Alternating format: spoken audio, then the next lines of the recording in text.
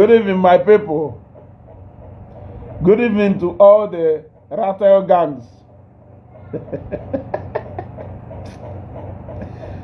Hey! Get all the rattle gangs, you know.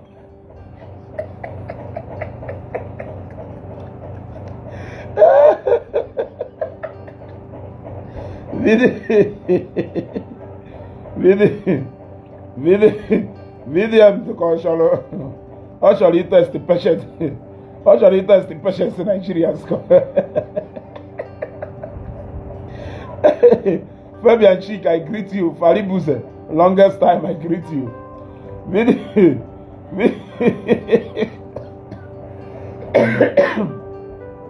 Jenny Love. Or a rattle gang kekewo. William Cholukam. William Choko test their patients in Nigerians. Oh, Choko. Oh, Choko, even Nigerians said are capable of doing. You know that go? Or more than Nigerians ye bunigeno drop wow within a twinkle of an eye. Oh, go create the app, yeah. We all praised him because we all used his own case to tell Matthias, to show Matthias how to be transparent.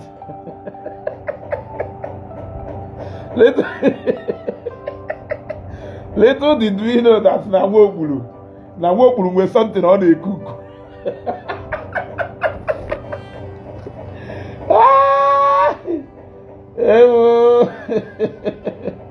Because they never.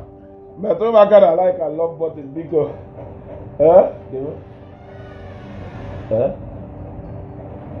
Okay.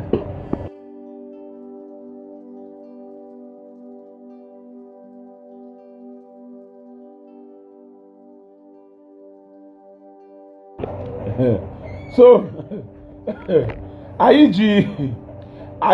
app Verydarkblackman created.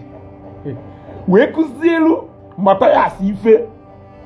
We want Matthias that this is how to be transparent. You know that go? Aya he kuye na Verydarkblackman awokazi because Agbamon, the guy bidolu on a good note, but along the line, pride but that before name and they mana when he don't know what pride that they destroy. That is one thing you should know. As in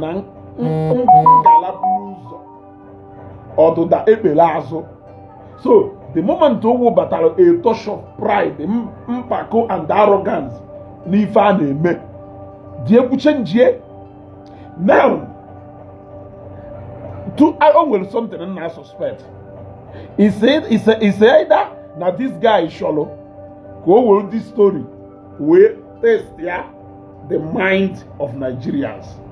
Go with malo how confident people, go with the level of confidence people will never know. Oye Jema sometimes greet you, Sunday Chukwu they greet you. You other go, and I suspect now this guy shall go wolu. This thing will test the patience of Nigerians. Come on. Come on.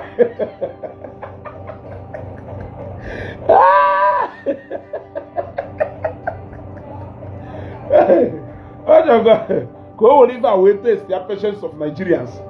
Come on now. How confident Nigerians said though. But I want to tell Verydarkblackman something. Even people, Nigeria see celebrate more than him. The same Nigerians will have downfall of that particular person. So if this is a joke, he has better stop it. A joke. Don't just unfollow again on Facebook. Even don't just a whooping 100 million because no with confidence. Maybe somebody. Now, how can you tell people now hack your account? We move 160 million out of that account or for 20 million.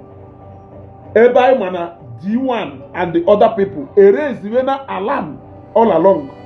They go do na that NGO account na VDM erie gbogbo now oteghị aka eji wee mechaa launching wee rezicha this morning. VDM na enyi nwoke kerive a na-akpọdo enyi nwoke a kerive a na-akpọ enyi nwoke a ha bido visit wee expensive car stand. The first motor has a photo na wo ke motor dị has a photo na but that car very very expensive. Then the second one nwekwa motor in a car shop. Then the third one ogo a customized Thunder. Then the fourth one ogo sikwa another motor some few days ago kwuo na no mkpọtụ ka fa ada enye but na ọ wụrụ maka ego odo. The next thing wo ọgwa ndị mmadụ na aha akara akaụntụ NGO move ego out. Kaka Black said this one no be test. He removed the money through. Na guy man him be Nigerians are not smart at all. Onye gwa na Nigerians are not smart. Kaka Black. Verydarkman mee nke a ka o yeji wee bury reputation niile or build all this. Why? He will bury it within a twinkle of an eye. You gotta go. Yes, the name of his friends who Kokopi. You gotta go. They did a lot of things of recent. They own some kind of lifestyle and they show off how many of recent. Then the moment they mind the people on Apple, a bata boom, bandem madonna 160 million out of 180 million. Nde hacker account to kerifa ha eju we happen 20 million. Ana ma ajụghị ajụjụ. Onye hacker account a wee move 160 hapụ 20 a ọ hapụrụ 20 a nọ ka iwe nedo ụmụnna ya anya ka ọ hapụ 20 a ka ọ na onye move 160 why onye ji wee move the whole 180. I am asking you. Onye hacker account wee move 160 million. Kedu ife jizi ihe imove the whole 180 or 180 something million?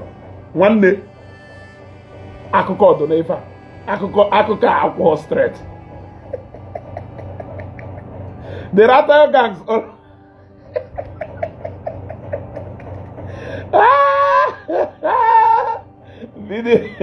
VDMs chere Nigerians na smile. Ndị Nigerians doe vam uche ya bata. Have you seen? Sometimes ọ na-adụ mmadụ ime ife mefee ya oke aha adụ mma. The guy mere ife mefee ya oke. Ebidozie kwebe ndị mmadụ na mpi. Iwebata pride.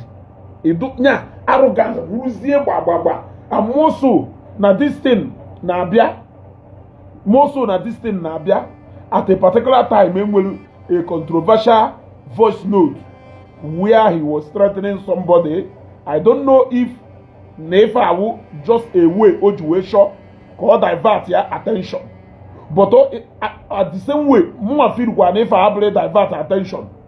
This is to test the mind of Nigerians to know how confident these people will never know. And it will backfire. But look at another thing on our suspect. Because him and that guy is smart. You gotta go. That guy in a scheme, when they scheme his way into the hand of Ndobuda. You gotta go by all means. Even one has suspected. This is actually the main thing. If one has suspect. Even now suspect owner. If this guy is shallow. Obiakuo may move through this 160 out of 180 or one day on his way to Jos. What I don't understand is, according to post to follow, will such amount of fraud committed na your account.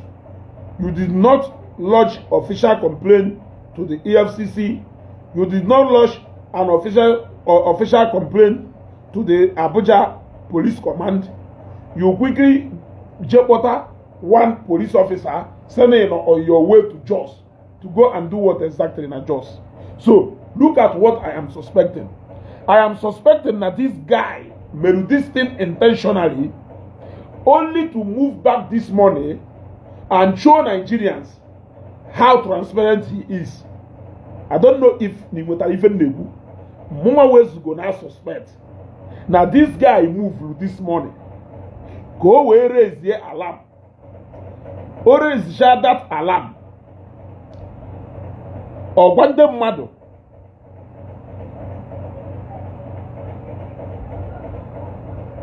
You gotta go. Always share that alarm. Or one day mmadụ. Na-ega na-achọ ya achọ. Ananyanwa wu VDM to determine if follow onye ọ na-wepụrụ ego to the last. Then the controversy na-aga. Then boom. Ogbono na track ya na down ndị ji ego a na-retrieve na this morning. Owolukwa nke ahụ wee nyekwa onwe score. Ịghọtago. But nke a wụzi pie hard rattle gangs. Ka onye jizi nke a wee ghọwo. Nigeria si aha like akụkọ kakata ogologo ọlọgọ etu a. Ịkọkata ha akụkọ etu a ọlọgọ ha ya etu a. Nwanne ịgbago onwe gị egwe n'ọkpa. Nya one thing that guy ha aghọta. If I even want to suspect you, man, I was going to go and another thing I suspect you. Ebuko Odogwu, even now suspect, Ubu Daniel Amachuku. Of course, true, only go where go move, miss. Because I know this guy. Oh, na name Merifa true. Oh, name Merifa true. Case in the model, he is just playing. Nigerians, nothing happened. You get the point. Oh, no, name Merifa true. I know this guy.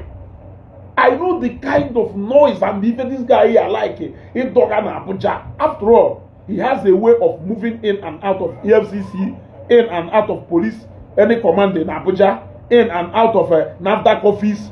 So, I don't think that this one can be out of place.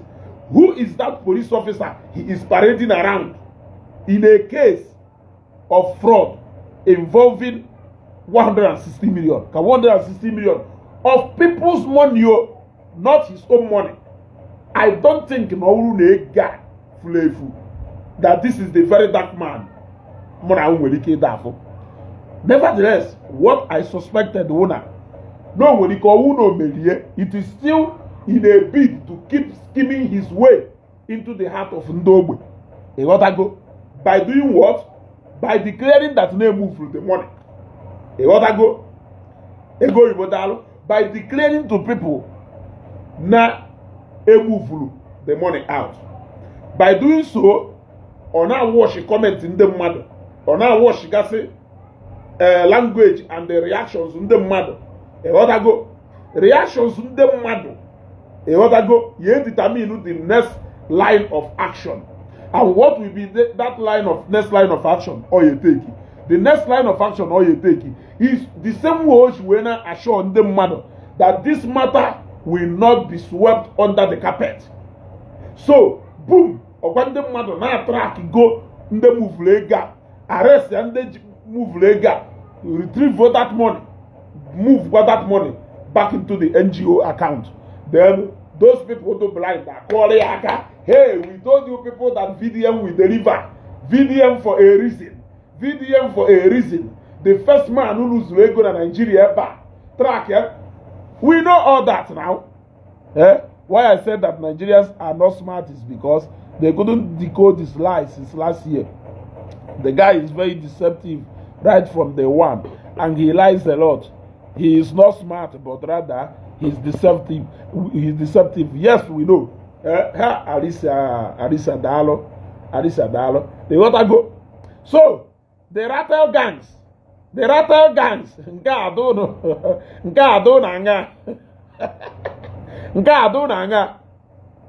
guy started well. He is in just renovating schools. Renovating schools with which money? Can you remember that you public fund?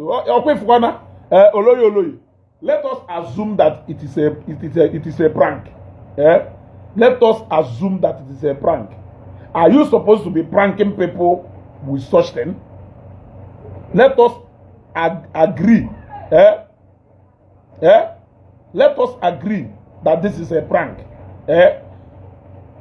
Is it supposed to be playing prank with such thing? This is people's money. This is the money that people contributed. You then don't play any sort of prank with them, telling them that are you trying to renovate schools? You will go in your pocket where renovate your school despite the money missing. And let us not forget about this. He told us that 20 million naira from the account after he moved 160 million. So who says that he cannot renovate school out of 20 million? I'm asking you. Yeah? Who says he cannot renovate school out of 20 million? I don't know the game exactly he is trying to play. Okay. Emma GF. I'm block. Well, this is end of the year. You gotta go, and I don't need any bad energy at this page from now henceforth to next year. In fact, from next year, January, from January 1, any commenting way goes where I block you immediately. You gotta go. I don't need all those bad energy at this page next year. Starting from now, actually. Monagaya corn, Ike corn, Adrozim. You gotta go. Some of you will not bad energy when you talk on change your money. So I will not entertain that anymore. I won't even mark on with you. I will just block you straight. You gotta go. If you don't want to comment based on what I am saying, you drop or any other comment, gallop personal to somebody, whether directed to me or you directed it to another person, any of my fans or any of somebody, I will block you immediately. You gotta go. As I was saying before I was interrupted, I don't know the game this young man is trying to play. But one thing I know for sure is that game will backfire. Onya na ekiri adohom mikponto, and them mark ya no good so much. He may go to Nigeria and say, "Weta no good, the only honest man and will standing. You are the only man standing." Ije wolaka wa we may ba invite Hogo. He name eye service because all go maka video mo dey make eye service o dey make eye service. Ocho onya putechi niile gwa Nigerians na efe awu a prank. One day amaki go yeba amaki ya. Osokwo onya putechi niile gwa Nigerians no a prank. I assess go this if this young man nebe gunu ebe ona agbaje. Number 1 is either no shall cause scam through the mind of the rattle gangs and the Nigerians. Komalo, the level of confidence will born for 2 reasons. One, all that na buy the story, then he will end up sustaining the story with that ignorance of people. That is number 1. Number 2, often attention lelale too much. You gotta go. Often attention lelale too much. Or potasi why not a prank. You gotta go even while. Number 1, no shall cause scam through the mind of people. Let me quickly read this comment. Don't mind VDM. He wanted to corner the money people contributed. He turned it into a prank. We know his game. People money for prank. He's joking. Yes, of course. Tara Marisa Amaka, you are right. Tunde is forcing him to apologize to Bobrisky. VDM uses the game of money missing to dodge the apology. You see? So, let us continue. Let us continue. Now, number 1. Agwanongosego. I don't know exactly the game this young man is up to. I don't know the one on the play. But these are my suspects. If I even now suspect, I say, he gotta go. He gotta go. Even in our we now suspect. If he burn Nzekachi say that's a lie. Just that you and your friend Ogechi don't like the guy. Okay, if he burn Nzekachi, I want you to tell me what you think about what Verydarkman said about this missing 160 million. You believe really, yes or no? If he burns the cash, you love VDM, you love him so much, no doubt. I want to ask you a question. Let us assume that it is not me now I'm talking. It is on a neutral basis. I want you to tell me, what do you think about this missing 160 million? By that story, now somebody hacked into that app, transfer that money. Kenjo, you disagree with me. Tell us what you think about this missing money. You believe that now that money, now hackers move that money, yes or no? You believe if a video about that money, yes or no? Let us know. Do you believe that now that money, no will they borrow into that app, move with that money? Yes or no? Do you believe? Okay, while I wait for your comment, or while I wait for your reply, let me continue. So, Agwarango, if this young man no shallow, oh, he has come out to say it's a prank. You see? You see? Game. He has come out to say it's a prank. How can you be pranking Nigerians with such kind of a thing? That guy do too smart. That guy do too smart. No, Franco will have even you were happier because Nandeche mana afrom na ifo the Rogers they mana let us assume that Nifo the are bad. You know that go he can be free to assume that Namuno Gechi hate VDM. Yeah, he can assume that. So if he ben the catch, it's that he believe whole story. So if you don't believe that story, what makes you different from me and Dogeshi? I want to know. You don't believe that story. We don't believe that story either. So kelebe hatred I will born us in this case, my dear. What VDM did was that no, they scan one mind of people. That guy do too smart. That guy is a smart. That guy do too smart. Mane Berimako. Mane Berimako. All do too smart. Mane Berimako. If you no be scan no mind in the mother. Come on, what people will think of him if such thing happens. He want to know what people will think of him. No one na also such story to people. What will be left about it? What will be left of his image, what will be left of his respect, his personality, and everything. That was exactly what he did. If actually no could go, no a prank. A man know go that Nigerians are not joking and they are not willing to buy that story. Especially for the fact that Don Jazzy unfollowed him. Yes. The moment Don Jazzy unfollowed him, or for that a lot of people are raising even below the threatening to sue him, he has to make a U-turn. He had to go. He had to make a U-turn. That was a silly game. And if he claimed that he is playing prank, then we will tell him that this is not something you are going to. How can you be pranking people with their money? Ichetaspono will only water single-handedly 100 million into that particular project in a prank in the mud. That was an expensive prank. We know that it wasn't a prank, but it was a failed mission. It was a failed mission.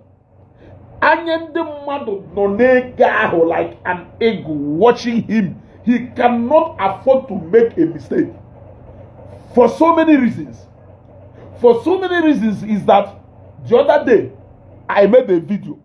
Can even put that video. Somebody when I said, why you make video maka NGO?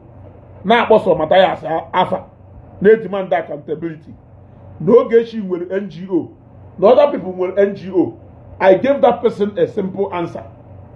Even Juena or Matthias for an accountability is because he made himself look so outstanding from others. To whom much is given, much is expected. You got to go. To whom much is given, much is expected. You make yourself do outstanding. You are trying. You are not at because that you are doing that work for humanity. You are doing it rather because you want to prove something to people. You are not doing that job because you are doing that job to help humanity, but rather you are doing that job just to prove one or two things to people.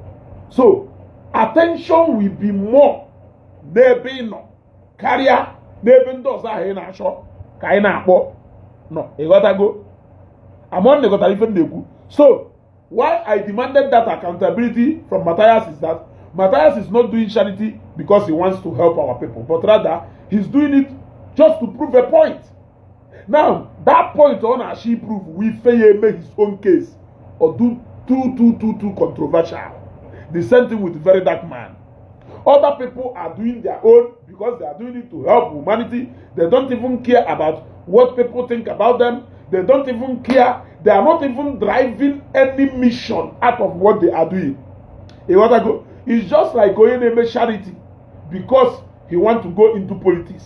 He will be questioned more than Onyeneme because he is doing it for charity's sake. I don't know if you are understanding what I'm saying. So in the case of VDM, that guy, a lot of people are watching him like an ego because there is nothing good. He has painted everything good about himself. He has lifted himself higher, far above even angels.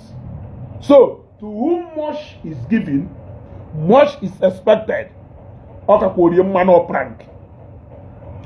Because if I want prank, that will be the end of the Rattle gangs. Yes, I'm a know you're willing to do gullible among them. I'm a know you're willing to do so gullible among them. But their percentage will be little compared to those that will be wise. After all, you don't do too much. You don't do gra too much. Yeah? Gra eye service ye do too much. Eye service ye do too much. Can even when you conceive an idea of playing such prank if he hasn't been thinking about such things? Can even when he came away, D1 has been following him like this closely. Now that particular NGO money, D1 has been following him like this. Now, when D1 noticed that nothing was happening after that whole money was contributed, they started raising questions. Now, why they are raising that questions, he came out after some time to come and tell people, this blah blah blah blah blah, that while people were busy saying this, he was busy designing an app. VDM did that to distract people from the voice note where he they're real smart, very manipulative. Yes, of course, it might be correct also, but I don't think it solely have something. Violence Queen, I will respond to you after this. I was busy throughout today. I will respond to you after this. So I don't think that he did that solely because of that voice note. If I won't do no, cause or eat the throne. I will not the throne shad and walk. Oh, he say, if I won't do no, put through into test now. Oh, if I waga. Oh, if I waga. The mother way chance at all. The mother do willing and ready. You don't do too much. On make eye service too much. And with the kind of eye service on him, I pity him. Because on him will a lot of tasks. On ye meet you up. They book us so when you see. Yeah. On him will a lot of tasks. More na home and all ye meeting up with that task. On a book us so way. It is too much for him. Me and you know. Now that particular task to do too much for him. But no, they will like that. They book us so when you see. You gotta go. So, o wee mee ya emechaa o wee fụ na ndị mmadụ enye onye efe o wee wụgharịa o wee sị na iji ndị Afrịka egwu egwu ha ya ebugo ha ya ebutu. So as I was saying, the one chaba yoko, and let me be frank and honest with you. I think that this guy na show a way or you way divert ego NGR. I'm beginning to think that now all those things so kulu were raised here this morning. That he wasn't genuine about it. That he never planned of doing any of it. I am having a feeling.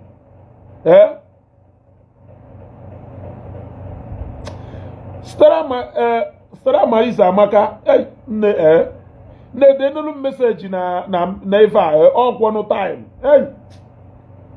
All time. Even some delivery need ime. But because they didn't suppose to deliver week. Pardon on tomorrow. You must receive your week tomorrow. Then Stara Marisa Amaka the little message in the Kekwa kama yesi idelu o ni idelu message a reply o me mana ke kama yesi shock and lesson the little message o ne the little message na WhatsApp o ewe ni iwe hey mmadụ ya adakwonu n'obodo a ma ndị chọrọ imelu m ife ọma o yeah nne the little message o go.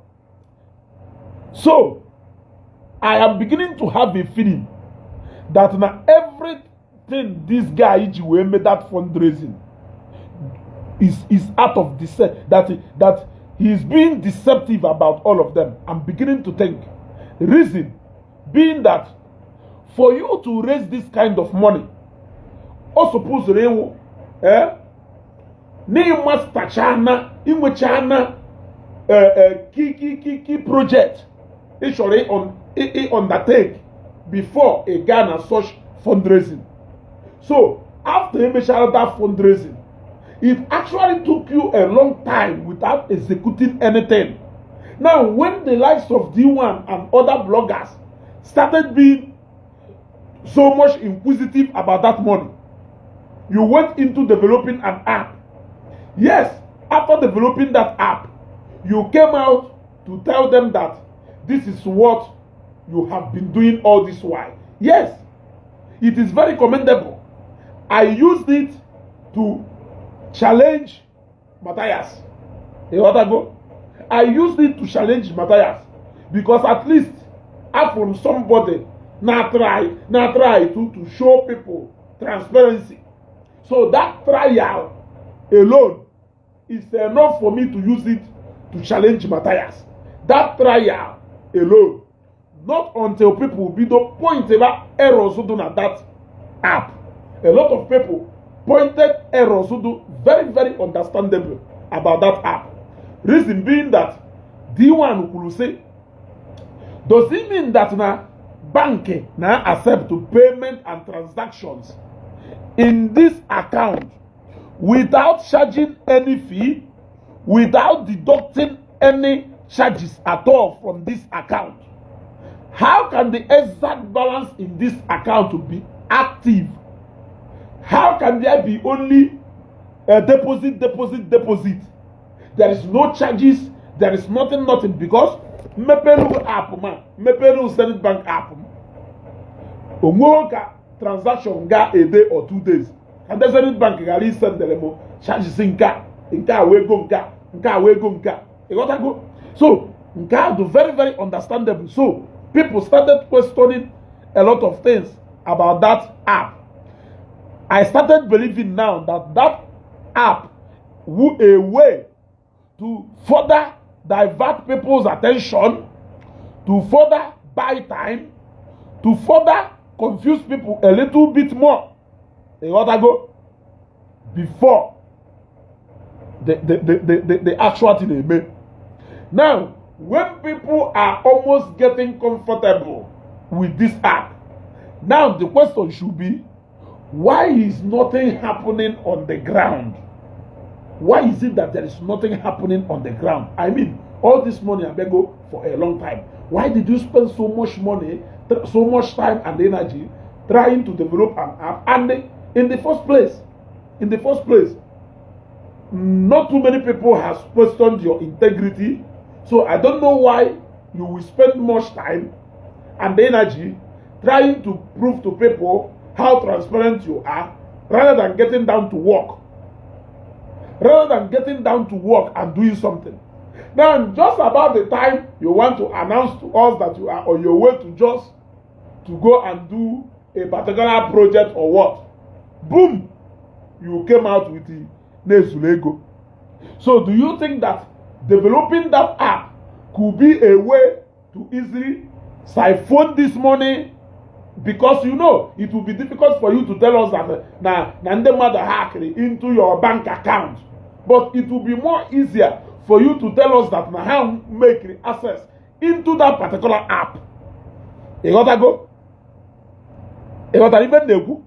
It will be easier for you to convince people that now tamper with that app will move for that money, rather than telling them that now tamper with that bank account will move for that money. Because the moment you say that now Nande na hack ife tamper into your Zenith Bank account to move such amount of money, Zenith Bank will make a statement. Because they will direct okute through the Zenith Bank. But when you say that now, Nande tiwa fancy makande hakase anodoka nde tiwa fancy or nde tiwa barrier. Now hack into your app. It is your app. So you will not be directly involving any bank or any institution. I don't know if you people are getting me. So it looks like it is a well orchestrated app. You gotta go. The manipulative G now said that it's a prank, that is renovating a school in Jos. Occurred over. He then not play such game. When you know you play such game. Oh yeah, too easy. I don't know if you are reasoning or having the same thinking with me. I am beginning to believe that the developing of that app is as a result of a game. Look at game man. Actually, look at reason being that even if you want to play a prank, you will want them mad. Ngozi Ume, I greet you. You will want them mad. Now 180 million ndem mmadụ do na Zenith Bank na ndị hackers balụ n'ime wee move 160 million out of that money. Zenith Bank will make a statement to that effect, because you are directly putting Zenith Bank into a spotlight. But when you tell them Nanda about into your own application you develop, you have indirectly removed bank from that direct blame. Are you getting me? Therefore, your bank will have no business with what you are saying unless you write to them or you invite them or investigative agencies in each account involved approach a bank to get a statement from that bank. You got to go? You got to go? So now, that is why he opted to use an application rather than using a bank account direct.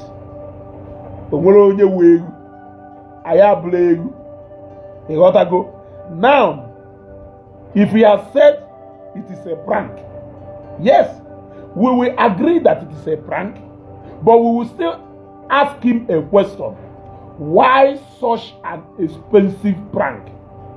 What do you aim to achieve in pranking people in this manner? I don't know if you are getting me. What are you aiming to achieve in pranking people in this manner? I want to ask, like, what could be the end product of this prank? This money is not your money. This money is people's money. And the one single individual single-handedly donated 100 million. And you wake up one morning and decided to prank Nigerians for having confidence to donate their 100 naira and 500 and 1,000 naira to put it into your Kia to use it for a project. You decided to wake up one morning and prank Nigerians after spending so much time building, trying to show Nigerians how transparent you are rather than getting down to work. You come out again to come and prank people. To what gain? Like, I want to know the what could be the gain and benefit of that prank. I don't know. Is the money in the bank or in the app? I beg, let him come with the next episode. Franco, what I be according to somebody here. Oponya okuno okugo no a prank. You gotta go. So, okuno a prank. Okay, we will accept that it is a prank. We will assume that the people's money is still intact with him. And look, let me tell you, when somebody selling a educational moment of truth, not somebody. I saw a post where he was referring to some sycophants that are telling Matthias to go and learn from VDM. Okay, look at what has happened to VDM's money now. What of Matthias Hannah accused you a long time ago? I want you people to take this message again to educate moment of truth. I may not know who he is referring to as sycophant, knowing fully well that no one and the Mwikuku Wunde make a video about Verydarkblackman NGO and the Matthias NGO. So, if he is actually referring to me as part of the sycophant on a market, then let me kindly tell him that Matthias NGO has now appeared under question a long time ago. So, if VDM eventually failed, which I have seen that he's saying not a prank, if VDM eventually disappointed people, let us assume that of course we know that that money I gave you. Let us assume that no move I don't see anything different from him and Matthias. Can you tell me one thing different from him and Matthias? The only way to answer this question is for you to tell me all those people Hannah Matthias in that NGO, where are they? Was it him who conceived the idea of opening that NGO? The answer is no. I saw where he was saying something like, no, blatant false and lies. That wasn't how that NGO came into existence. There are people who sponsored everything and even placed him on a salary, on a monthly salary. You want to go? So all those things are lies. Those people even bought him and be the wife a phone for the sake of that NGO. They paid for an office for the sake of that NGO.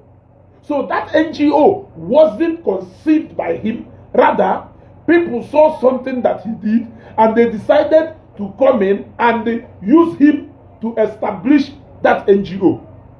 So, if those people have all run away from him, if all those people are all complaining, registering their displeasures on him, if all those people have casted a vote of no confidence on him, what makes him different from VDM if eventually that money in VDM's NGO account is missing? This is a question you should ask yourself. So, if gullible people, they are everywhere. I don't know what you people mean when you keep referring to some people as gullible and ignorant. They are everywhere, even among you guys. Even the way they are everywhere, even among you guys, is that you should ask yourself, who are the original people setting up this NGO? Why is this your so-called Matthias no more in good book with them?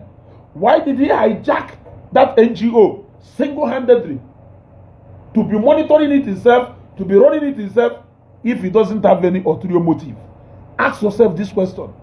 You gotta go. He is accountable. Owuluna Anyende Nigeria were turn n'ebe onye anọ ntụ ha si wee tọọ n'ebe VDM nọ kpọrọkpọtọ ya agba n'ihu efi because ọnwụ na anya ndị mmadụ anọ n'ebe VDM nọ, believe me, this is a game over. This is a game over. This is a well orchestrated plan. In fact, elevate Yenu so high that he cannot afford to tell people stories in way goes where. He now decided to test the waters in this way. In fact, all the now dollar somewhere. I is in the age window, Kuasia door, Courier gate. Can we prove for them mad? They got flavor. But unfortunately, all they got on a bank called. I try to use that is we break a gap for a develop way app. Develop push app. Shows the car buy Nanda de Tiwa, Ogige Tiwa, Ogige app. Wow, where's the app? Wow, where move, where go, thereby leaving the blame of the bank. It is a game. Are you not seeing what I'm seeing?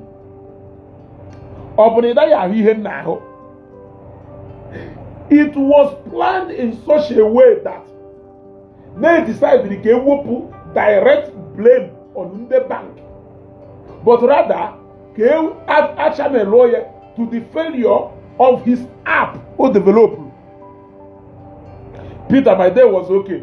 I guess yours look okay too. Yeah? You got to go? That is what you get from somebody who see every other person less. I always say this.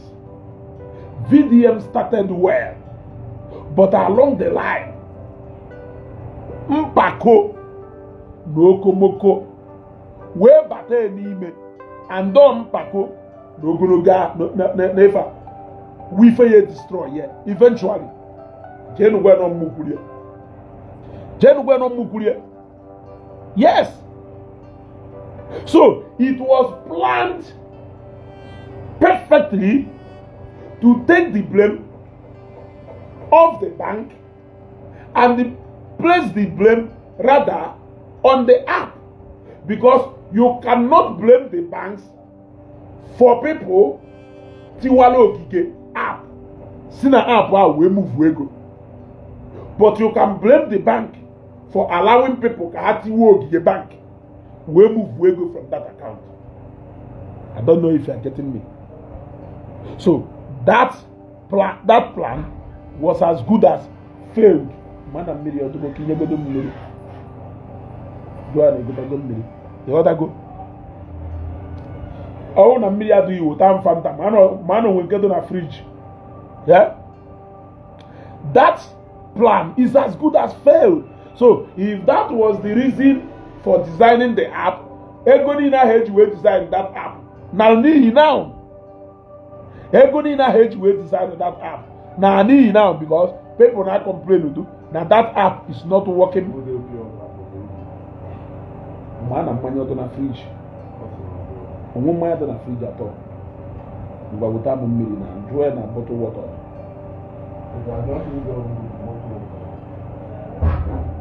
You are without bottle of water. You want to go?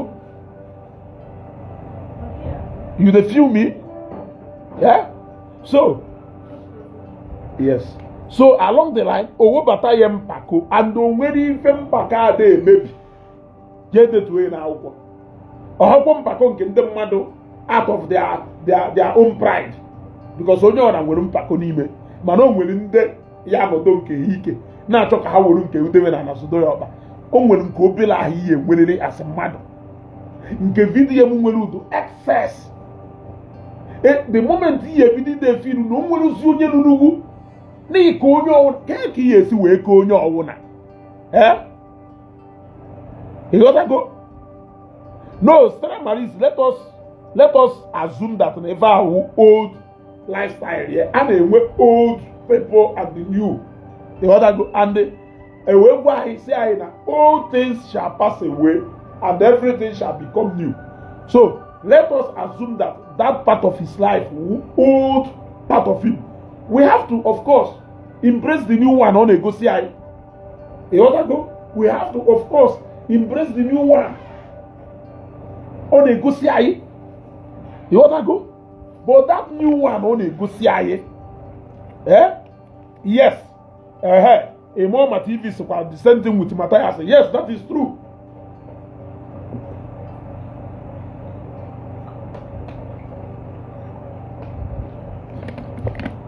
You don't have any need or reason to be proving any point to people. Do the work. That is what Okoro and Igbo is doing. That is what Zeus is doing. A lot of these guys are doing the same thing. They simply get the work done. They are not looking for a validation. Okay, in a show validation now. Kamata asiji we cross one boundary. Okay, in a show validation now. Ka VDM you we cross one boundary. Okay, look at him. Kerife on a threat and that guy. Is it a little smart or a what? Kerife a threat to there. Why are you threatening him? Why are you using the same word that senator used in Abuja? Abi House of Rep member used in Abuja. Each will be after him. Why are you using the same word? Maybe that particular guy, you know. I'm asking you. In what I go? On your man at Galilee. Have you seen? Yeah? People who think they are always perfect and can't take advice from other people. But exactly. Remember, he came after that House of Rep member. No matter how people try to make him understand, then when he go on at that particular taxi guy or Uber guy, Mwelu, something no Melu, spark up the reaction from that particular House of Rep member, because the recording started when the man do go upset. Because you can't tell me that now the boat guy need to handle the man pick you first.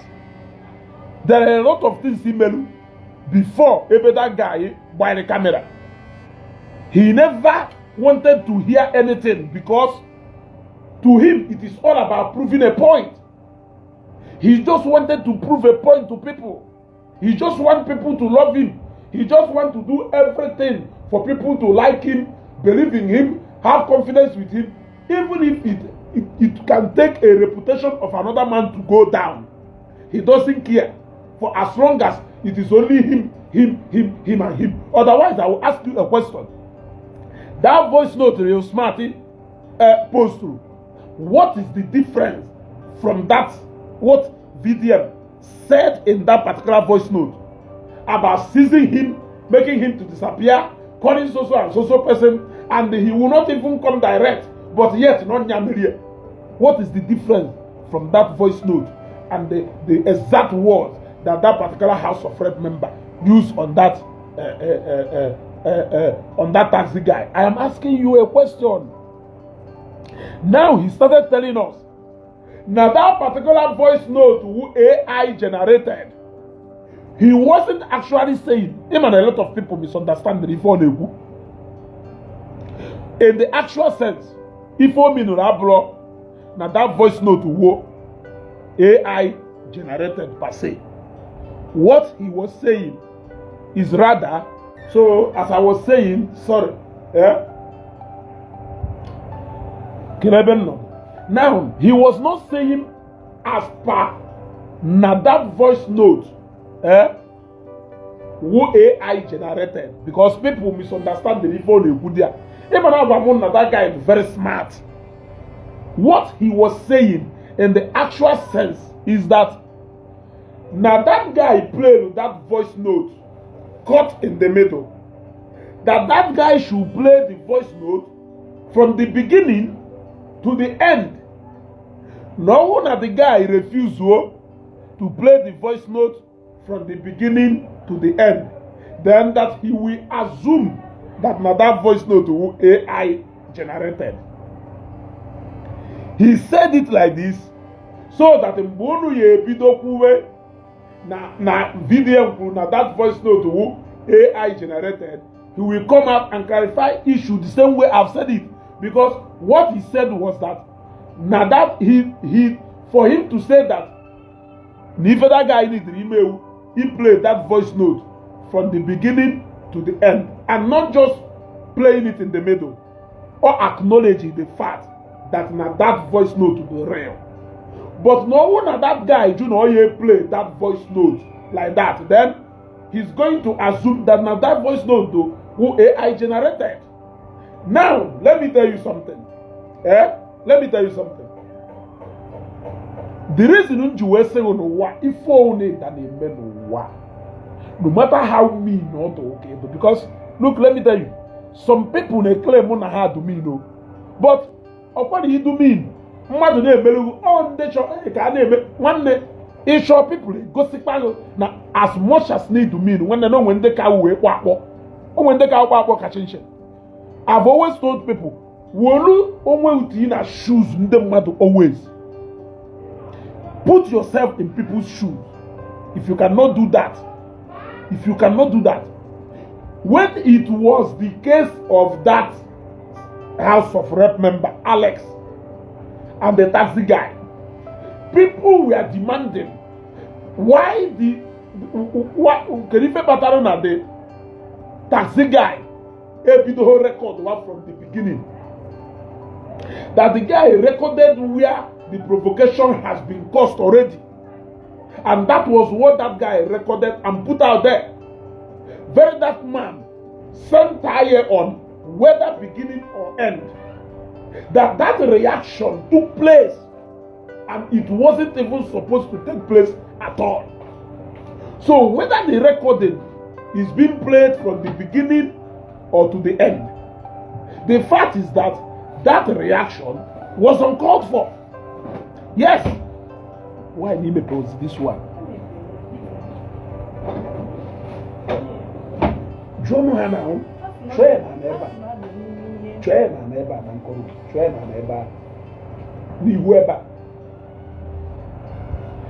You want to go? Are you getting what I'm saying? He said, and I quote, now whether they don't play with it from the beginning or they don't play away from the end, yes, that reaction of that House of Rep member Alex was uncalled for and it wasn't supposed to take place. So now let us take it to that voice note. Oh God, how I greet you. Let us take it to that voice note. Whether that guy will play that call recording from the beginning to the end, we don't care. The fact is that no one is supposed to have a warrant such words VDM used on that guy. He is very smart. Now let me tell you, with the way that guy is storing every satellite dish neighbor, I don't see him going far. Because he cannot be more perfect compared to Jesus Christ. Yes. You gotta go? She doesn't so matter have gone that post. You gotta go? He cannot be perfect. So if that guy in a mere way that he will later be condemned with the exact things how do we condemn people. Yeah? I'm to there. Oh, EDC. Enugu now. I'm to go there.